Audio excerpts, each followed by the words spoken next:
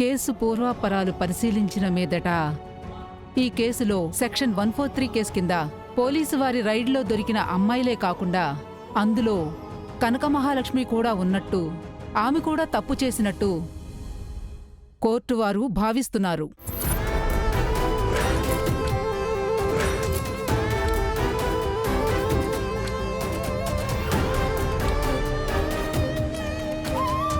తప్పు చేసిన వారందరికీ భారతీయ న్యాయ సంహిత ప్రకారం జడ్జి గారు,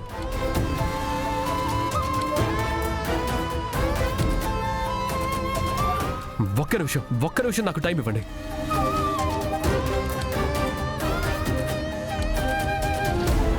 ప్లీజ్ నాకు ఒక చిన్న అవకాశం ఇవ్వండి జడ్జి గారు.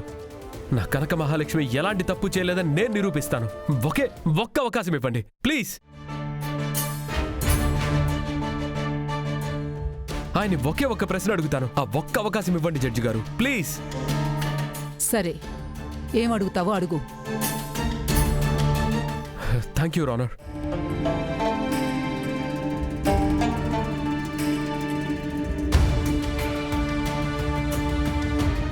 నీకు కనక మహాలక్ష్మి బాగా తెలుసు కదా?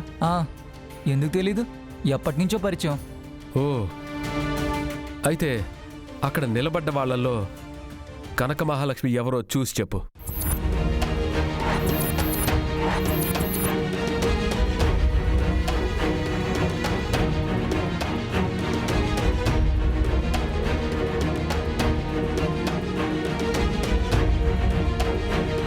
రేయ్, వెనక చూస్తావేంటి? అటు చూసి చెప్పు. నీకు కనక మహాలక్ష్మి బాగా పరిచయం కదా, చెప్పు. అక్కడున్న వాళ్ళల్లో కనక మహాలక్ష్మి ఎవరు?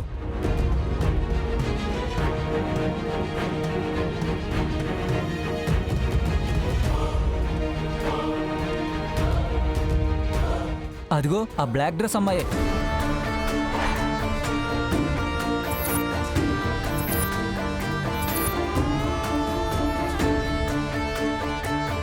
జడ్జి గారు, వీడి మాట విన్నారు కదా? వీడికి కనక మహాలక్ష్మి ఎవరో కూడా తెలీదు.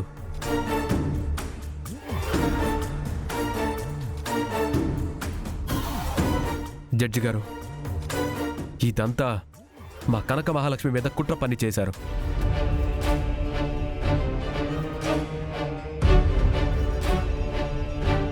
ఆ రోజు అనుకోకుండా అక్కడికి వెళ్ళి కనక మహాలక్ష్మి ఇరుక్కుపోయింది, అది నిజం.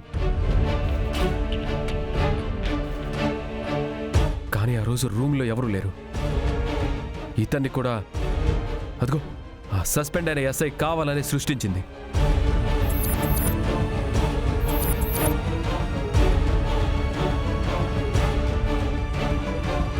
అది కాదు యువర్ ఆనర్, వీడు. మీరేం మాట్లాడకండి.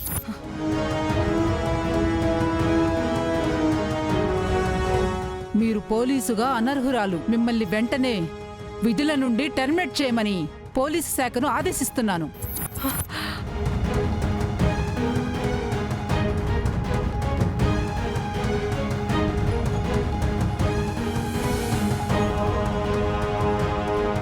అలాగే సెక్షన్ 143 భారతీయ సంహిత ప్రకారం ఈ కేసులో కనక మహాలక్ష్మి ఎలాంటి తప్పు చేయలేదని ఈ కోర్టు వారు నమ్ముతున్నారు.